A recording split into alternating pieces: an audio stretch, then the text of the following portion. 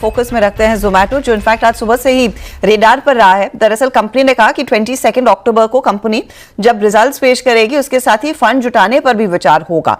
अब इस बोर्ड बैठक में अचानक ये फंड रेज की स्थिति कहां से उभर कर आ रही है ये जानना जरूरी है, और फंड अगर जुटाएंगे तो कितना ये फंड जुटता हुआ दिखाई दे। एक तो सरप्राइजिंग लगा कंसिडरिंग इनके पास पर्याप्त कैश है इनके बुक्स पर, उसके बावजूद एक फंड रेज हो रहा है। तो क्या पकड़ रहे हैं, कितना फंड रेज होगा और क्या वजह रह सकती है? सुनो हर्षिता, आपने बहुत सही बोला कि बहुत लोग कंफ्यूजन थे कि क्यों पैसा रेज कर, जबकि ऑलरेडी उनके पास कैश है, ऑलमोस्ट 12,000 करोड़ का कैश पड़ा है उनके बुक्स पे।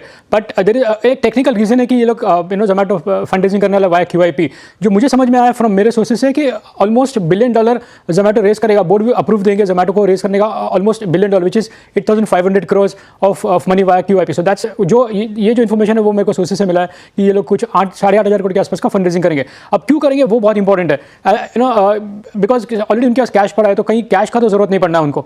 इसमें एक बहुत बड़ा टेक्निकल रीजन है जिसके लिए वो लोग ये शायद फंड रेजिंग कर रहे हैं, और वो टेक्निकल रीजन ये है कि अगर आप अभी शेयर होल्डिंग पैटर्न देखोगे तो जोमेटो में FDI प्लस FI जो फॉरेन होल्डिंग है वो 50% से ज़्यादा है, और डोमेस्टिक का होल्डिंग 50% से नीचे है। इसमें कोई प्रमोटर तो है नहीं, बिकॉज एंटायर होल्डिंग इंस्टीट्यूशन का क्लासिफिकेशन होता है। 50% से ज़्यादा FDI का है और 50% से ज़्यादा डोमेस्टिक का है। अब ये जो फंड रेजिंग होगा, मेरे अंडरस्टैंडिंग के हिसाब से पूरा फंड रेजिंग डोमेस्टिक को दिया जाएगा। उसके चलते जो टोटल होल्डिंग है FDI का और FI का वो 50% से नीचे हो जाएगा। एक बार जब वो 50% से नीचे हो जाएगा, मेरी जो अंडरस्टैंडिंग है, कंपनी RBI को लिखेगी कि हमारी कंपनी में आप FDI को कैप कर दो, 49% है।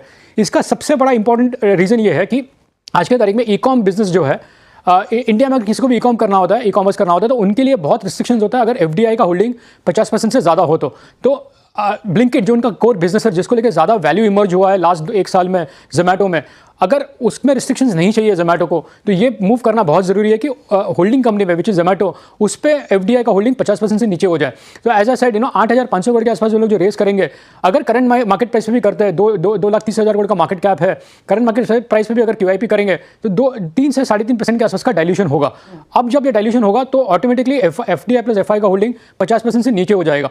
वो एक बहुत बड़ा ट्रिगर होगा ऑटोमेटिकली उनको FDI रिस्ट्रिक्शंस में से निकलने के लिए फॉर द ब्लिंकिट बिजनेस, जहाँ पे उनको बहुत ज़्यादा ग्रोथ दिखता है और बहुत सारी चीज़ें उनको करनी है। हमने 1-2 एक्सपर्ट से भी बात की इंग्लिश चैनल पर, उनका भी यही ओपिनियन था कि ये बहुत बड़ा ओवरहैंग है, not only for Zomato, for all companies जो FDI रिस्ट्रिक्टेड लिस्ट में है। तो ये एक बहुत बड़ा रीज़न है कि जोमेटो पैसा रेज कर रहा है डिस्पाइट उनके पास कैश पड़ा है, सो दैट वो एक FDI का होल्डिंग है उसको नीचे ले आए। So that's the key thing. और एक जो बहुत इंपॉर्टेंट ट्रिगर है, अगर आप शेयर होल्डिंग पैटर्न देखोगे तो बहुत टाइम से ये सब न्यू एज कंपनीज में बड़ा कंसर्न हुआ करता था कि चाइनीज होल्डिंग बहुत बड़ा था।